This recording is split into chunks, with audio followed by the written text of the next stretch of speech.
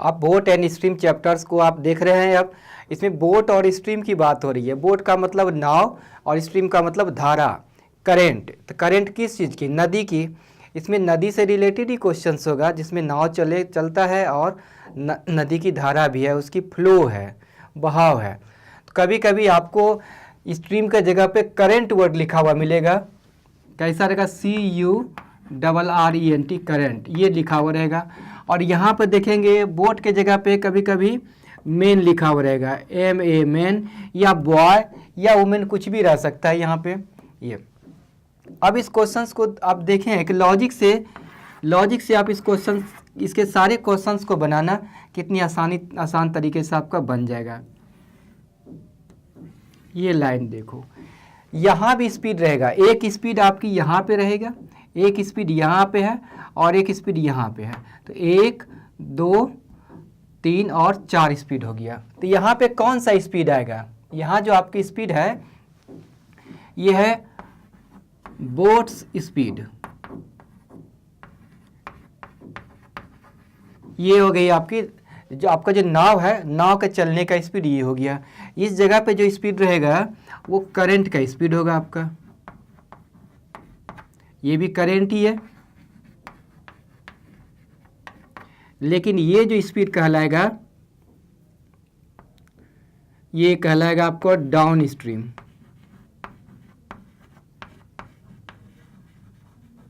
Short में इसको आप DS बोल सकते हैं। और ये जो स्पीड कहलाएगा आपका अप स्ट्रीम, इसको आप US बोल सकते हैं शॉर्ट में। डाउन स्ट्रीम को क्या बोलते हैं? हिंदी में अनुप्रवाह, और बोल सकते हैं इसको धारा के साथ।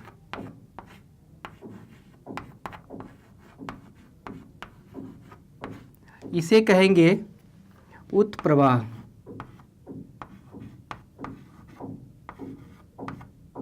या ऊर्ध्व प्रवाह भी कहलाता है ये। और इसको बोलते हैं धारा के विपरीत।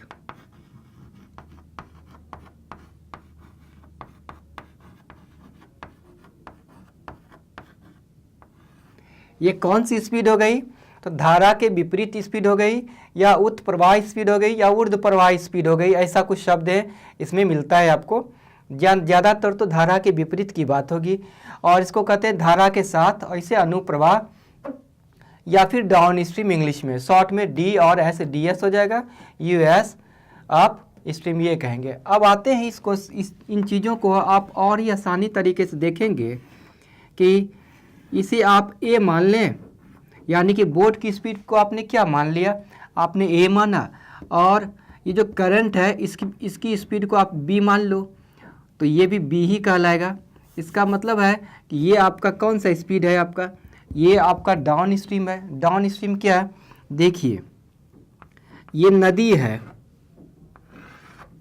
नदी में ये पानी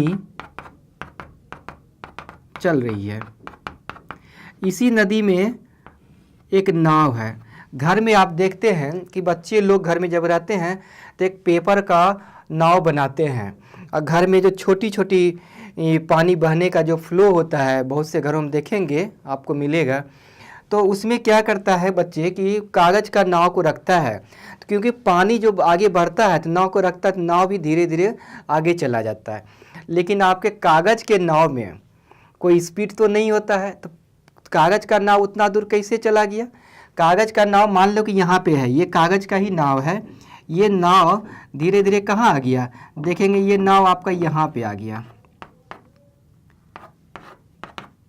ये नाव यहाँ था, यहाँ से ट्रांसफ़र ले लीजिए, ये नाव यहाँ चला आया।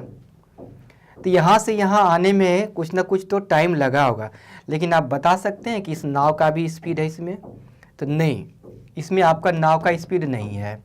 तो फिर सिर्फ किसकी स्पीड है? तो आपकी पानी चल रही है, यानी एक तरह से करंट ही है, तो सिर्फ करंट का स्पीड है। तो ये नाव यहाँ से इतना दूर आया। अगर मान ली कि रियल ये नदी ही है, नदी में ही पानी है और ये रियल वाली नाव है, तो ये नाव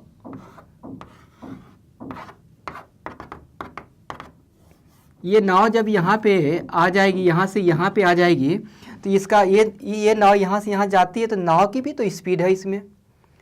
तो पानी के साथ साथ नाव का भी स्पीड उसमें जुड़ गया। तो यहाँ से इसे आने में मान लें कि जो टाइम लगेगा, इससे कम टाइम लगेगा इसको यहाँ से आने में। अगर इतना ही डिस्टेंस तय करने की बात होगी तो टाइम कम क्यों लगा? क्योंकि नाव का भी स्पीड है और पानी का तो स्पीड है ही है, करंट का स्पीड है, तो दोनों का स्पीड जुट गया। तो देखें पानी जिस दिशा में जा रही है उस दिशा में नाव तेज़ी से आगे बढ़ गया। तो ये आपका बोट का स्पीड है, नाव का स्पीड है, और ये धारा का स्पीड है, करंट का स्पीड है। इन दोनों को जब हम जोड़ते हैं तो नाव तेज़ी से आगे बढ़ता है, डाउन की ओर जा रहा है, नीचे की ओर जा रहा है। तो इन दोनों को आप जब जोड़ेंगे तो ये कहलाएगा आपको कौन सा स्पीड? तो ये कहलाएगा आपको डाउन स्पीड। और इसमें जब आप इसे घटा देते हैं तो ये क्या हो जाएगा? a minus B. तो ये क्या हो जाएगा आपका? यूएस। यूएस का मतलब हो गया अप स्ट्रीम, मतलब धारा के विपरीत। हमेशा आप a में ही b को घटाएंगे या b में भी a को घटाना पड़ेगा। हमेशा आपको a में b को घटाना पड़ेगा। अगर आप b में a को घटाएंगे तो ये पॉसिबल नहीं है। आप देखते होंगे नदी में कि अगर जहाज, पानी वाली जहाज चल रही है, वो भी एक तरह का नाव ही मान सकते हैं उसको। तो पानी वाली जब जहाज चलती है तो इधर से अगर धारा आ रही है नदी की, करंट, और इधर से नाव चल रही है, तो विपरीत चल रही है, धारा के विपरीत है। तो नाव आगे बढ़ती है या नहीं? अगर जहाज है तो वो आगे बढ़ती है ही नहीं, जहाज आगे बढ़ती है। अगर जहाज का स्पीड या नाव का स्पीड ज़्यादा नहीं होता तो वो नाव आगे नहीं बढ़ पाता, बल्कि धारा ही उसको बहा करके कुछ दूर पीछे ही लेके चला जाता, कहीं भी लेके जा सकता था। लेकिन ऐसा नहीं होता है, वह नाव इससे आगे बढ़ता है। तो इससे हमें पता चलता है कि नाव की स्पीड या जहाज जो है पानी में चल रही है उसकी स्पीड हमेशा करंट स्पीड से ज़्यादा है, तभी हम a माइनस बी करते हैं। तो इस तरह से बोट की स्पीड, करंट की स्पीड और डाउन स्ट्रीम धारा के साथ स्पीड आपको ये पता चला। आगे आपको हम बताएंगे कि जब ये दोनों दिया हुआ रहेगा तो आप ये कैसे निकालेंगे और ये कैसे निकालेंगे। फिर हम लोग क्वेश्चंस पे आएंगे, तब तक आप इन चीज़ों को ध्यान से देखेंगे।